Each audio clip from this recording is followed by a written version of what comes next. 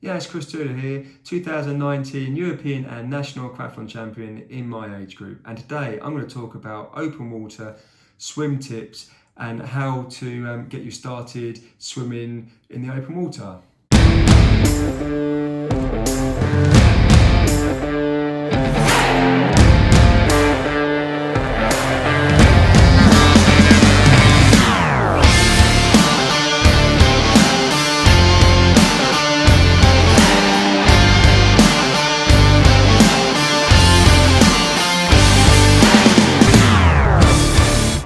Open water can be quite daunting and scary, whether it's in the river or in the sea or in the lake, purely because of the currents and it's the unknown for some people.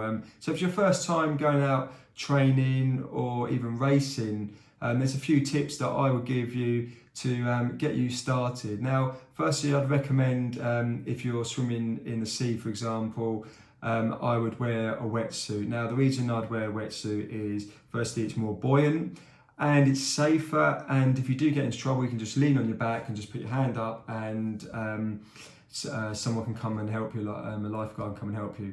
Now, the reason why it's scary for people to go out in the open water, unlike a swimming pool, because when a swimming pool, there's no currents, you get to see underneath, where you can see underneath, and you can get to the sides quickly, and you've got lifeguards walking around the pool, keeping an eye on you. So with sea swimming, you do get lifeguards, and even the lakes and the rivers.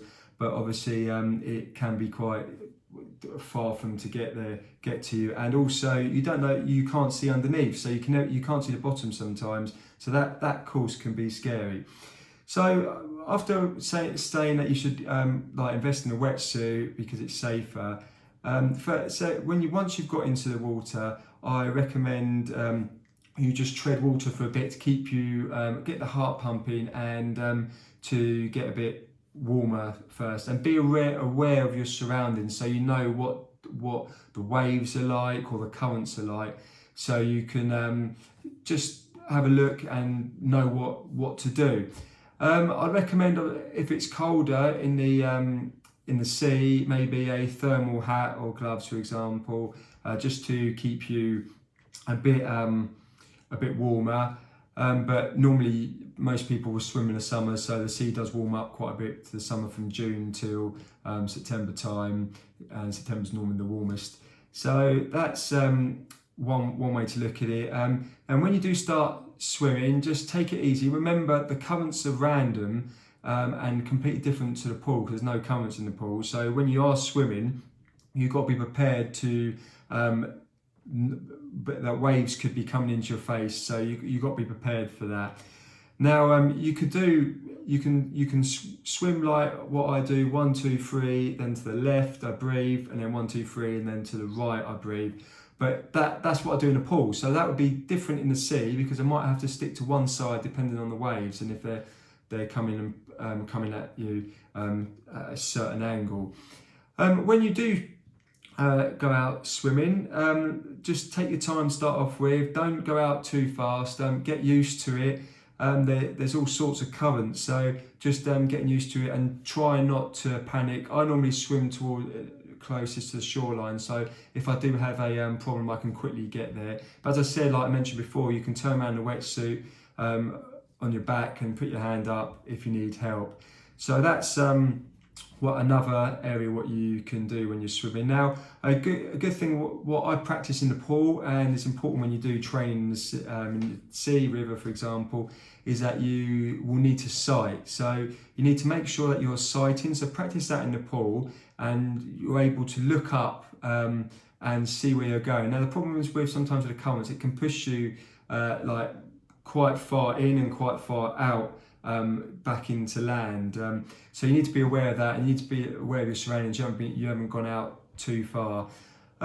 So that's one thing. I'd say my recommendation, if it's your first time, don't go swimming alone. Go swimming with a friend, or somewhere that there's a lifeguard nearby, just so you get used to it and the safety aspect. The other thing is, make sure you get the right sort of goggles. Some like pool goggles are not very good for sea swimming, So you need to make sure that you've got the right goggles. So you don't really need much equipment. One thing that I do like using a lot is I tie a buoyancy bag where I put all my belongings in, and tie it around my waist, and it's like bright orange, so you can see that I'm swimming in the sea. So if there's a problem, people are aware that I'm there. So that's another thing, making sure people know you are there and they're aware of you. What in terms of what kind of sessions you can do in the open water, because obviously you haven't got like the lanes, so you can't like 100-meter reps, for example.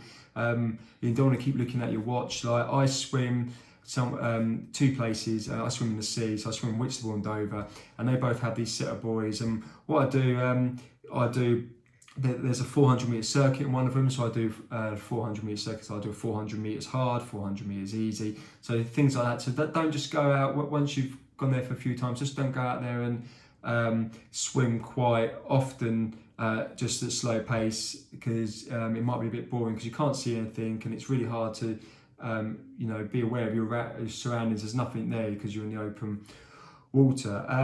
And the other thing is that you can do things like you can do 30 strokes fast, 30 strokes easy, and you can do like a pyramid session and go up there, so 60 easy, 60 fast, and so on, then come back down. So that's one thing to get used to for a race day, so you're used to it. And I think open water swimming actually makes you stronger as well because of the currents, and it's a lot harder when you're dragging back the water. So that's one thing that I quite like doing, and I swim once a week. Not all year round, but from May till September, October, depending. And I do that once a week for my training. Now, it's important that you do, as soon as you come out of the water, you will get cold. So you could either get one of them big robes that you can put on to keep you warm. Make sure you dry yourself. Even if it's really warm outside, you can still risk getting hypothermia. Because you've gone from, you're swimming, you're generating body heat, but as soon as you stop, your body starts cooling down, and that's when you start getting really cold. So even in the summer, I've gone in the sea and I come out, I'm a bit of a wimp really, but come out and I'm freezing, and I have to quickly dry myself and put my robes on. It takes me a good 10 minutes normally to warm up. Now, another thing you need to bear in mind as well is when you do swim outdoors, is it does warm up and it does stay warm for a while, but the air temperature, so if you're swimming in the sea in October, now I've swum in the sea in October and it was fairly warm in there, it was probably warmer than it would be in June and July, and the problem was the air temperature was quite low, and that was struggling with breathing, so that can be quite a problem with when you go out swimming. I'll just quickly talk briefly about when you're racing. Now, if you've never done a open water race before and you're starting at the start, now my advice would be, when you're starting, would be not to go in the middle. And in the middle of the pack is normally where there's the fast swimmers, and you'll get knocked around and stuff, unless of course you like that, but you might get hit when you're swimming. So I would say if it's your first ever race, you want to go stick to the sides, and you just want to take your time and just race your own race and enjoy. So I hope this was really helpful. Please leave a comment and like the video. Please subscribe to my channel, and thank you very much. Yiannis Christodoulou.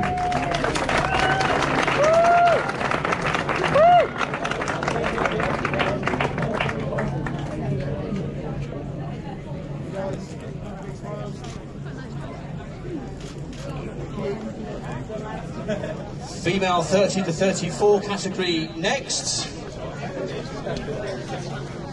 In